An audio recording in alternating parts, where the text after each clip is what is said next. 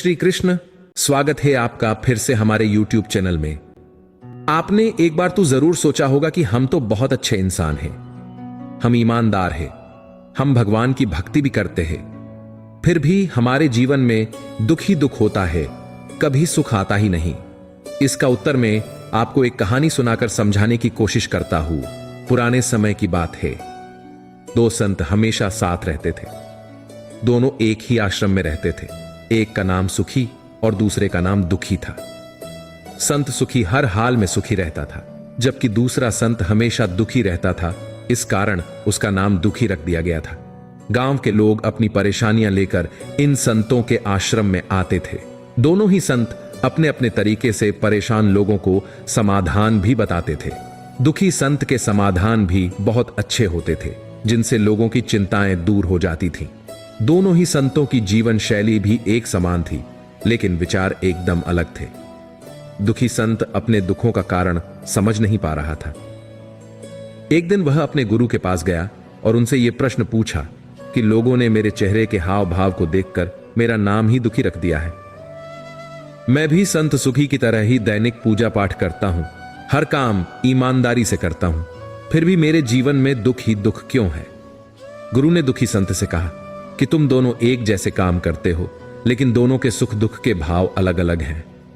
सुखी संत का मन हमेशा शांत रहता है, वह संतोषी है।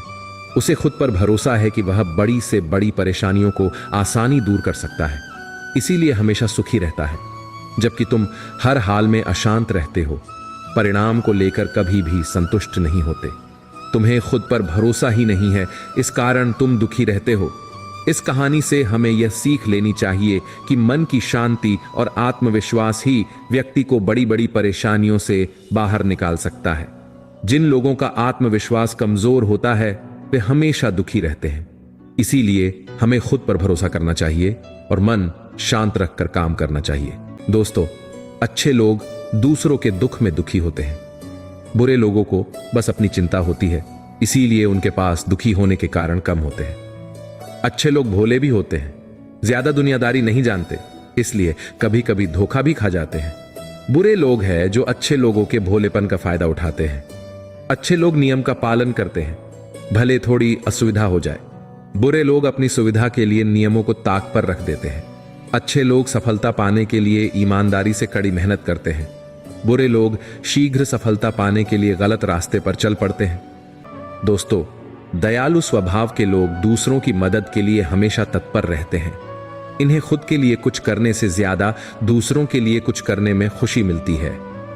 यही वजह होती है कि जहां जरूरत पड़ेगी एचने पर ये हर किसी के काम आते हैं, वहीं इनकी एक खास बात यह होती है कि किसी की मदद करने के लिए ये अपनी जरूरतों को दरकिनार करने से भी पीछे नहीं हटते। पर इनके दुख का कारण यह नहीं होता, बल्कि सामने वाले का स्वार्थी रवैया होता है। वास्तव में देखें तो अपनी सीमाओं से बढ़कर और अपनी परेशानियों को किनारे रखकर किसी की मदद करना ही इनके लिए दुख का कारण बन जाता है। ऐसे व्यक्तियों के लिए लोग यह मानकर चलते हैं कि ये हर वक्त उनके साथ ही होंगे और खुद से पहले उनके बारे में सोचेंगे। उनसे मदद की चाह रखने वाले लोग भले ही इनके लिए कुछ ना करें, लेकिन इनसे कभी भी ना नहीं सुनना चाहते। एक क्षेत्रीय कहावत है, करने की 100 शिकायत, ना करने की एक शिकायत। यही इन दयालु लोगों के साथ भी होता है।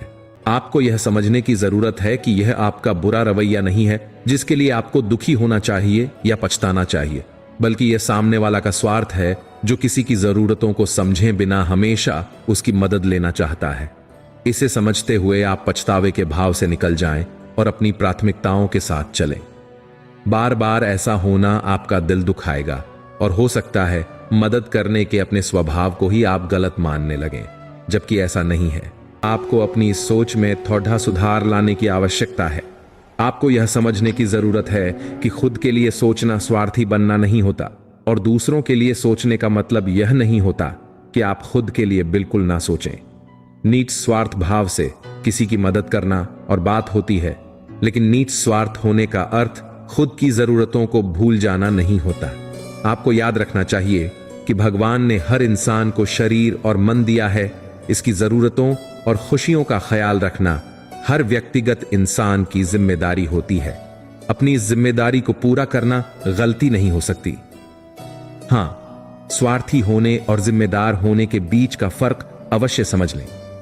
कभी ऐसा नहीं होना चाहिए कि अपना हित साधने के लिए किसी अन्य का बुरा किया जाए, या समर्थ होते हुए भी जरूरत में किसी के काम ना आए तो यह स्वार्थ ही कहलाएगा। तीसरी और एक बहुत जरूरी चीज जो है वह है उम्मीद रखना।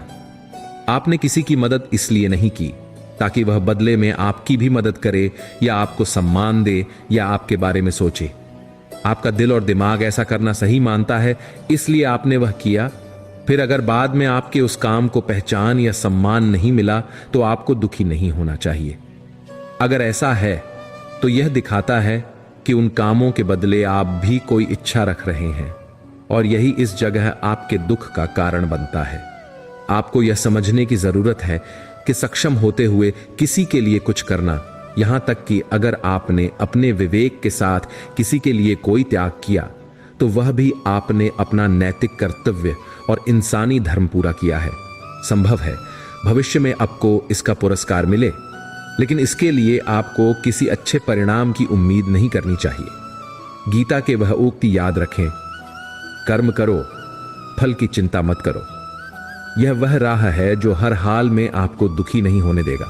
आप बहुत अच्छे हैं, फिर भी आप इस दुविधा में हैं कि सभी लोग आपको पसंद क्यों नहीं करते। ऐसा इसलिए क्योंकि ऐसा कोई नियम नहीं है कि सभी आपको पसंद करें, सभी आपसे दुलार करें। इस पृथ्वी पर प्रत्येक प्राणी अलग अलग उद्देश्यों के साथ रहता है, और उन्हीं उद्देश्यों की पूर्ति के लिए ही वह दूसरे लोगों से वास्ता रखता है। सबसे पहले आप खुद से प्रेम करना सीखिए। सभी परेशानियां अपने आप हल हो जाएंगी। आपको सामने वाले व्यक्ति का स्वभाव पसंद नहीं, उनका चरित्र आपको सही नहीं लगता, तो एक बात आपको समझ लेनी चाहिए कि जिस तरह आप सभी को एक साथ खुश नहीं रख सकते, उसी तरह सभी के निगेटिव व्यवहार को भी आप सही नहीं कर सकते। खुद को नकारात्मकता से दूर रखिए, बस यही एक विकल्प है। हर किसी को अपने जीवन में शामिल होने की अनुमति देना ही आपकी सबसे बड़ी गलती साबित हो सकती है। आपके आसपास के लोग ही आपकी खुशियों और तकलीफों का कारण बनते हैं।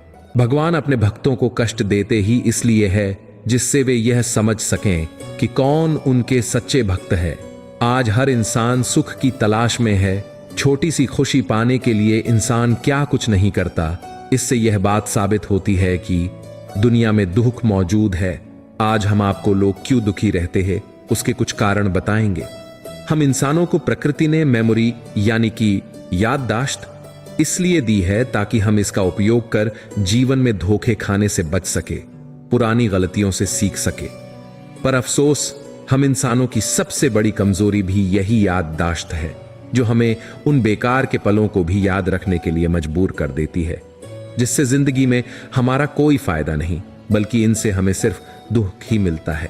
आपने कई लोगों को देखा होगा, वो अपनी पुरानी यादें, जैसे अपने प्यार से बिछड़ना हो, किसी करीबी की मृत्यु की याद हो, या फिर कोई और वजह हो, पुरानी बातें जिनसे जीवन में कुछ नया नहीं हो सकता, वह उन्हें याद करके पछताते हैं। कई बार तो इंसान दुखी होने के इस कारण की वजह से डिप्रेशन में भी चला जाता है। खाली दिमाग शैतान का घर, हम ये बचपन से सुनते आए हैं, और वास्तव में जब आप खाली बैठे रहते हैं तो बेमतलब के विचार आपके मन पर हावी रहते हैं। इसलिए जो लोग काम से जी चुराते हैं, आलस करते हैं, उन्हें जो खाली समय मिलता है यही उनकी जिंदगी का बुरा समय भी होता है। अतः अगर आप किसी सही काम में डूबे हुए नहीं हैं तो सबसे बड़ा घाटा आपको यही होगा कि मन को बेचैन करने वाले विचार आएंगे, जिससे अंततः आपको दुख ही मिलेगा। अच्छी संगति से मतलब अच्छे लोग ही नहीं है, बल्कि हर वह वस्तु या व्यक्ति जिसके करीब जाने से आपका मन अच्छा होता हो, वही आपके लिए सत्संगति है।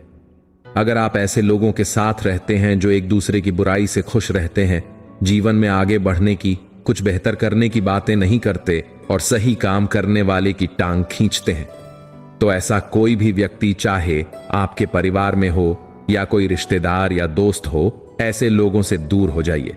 और अगर कोई अच्छा दोस्त न मिले तो किताबें हैं, उनकी संगति करिए, गीता पढ़िए, फिर आपको खुश रहने के लिए किसी इंसान की जरूरत नहीं रहेगी।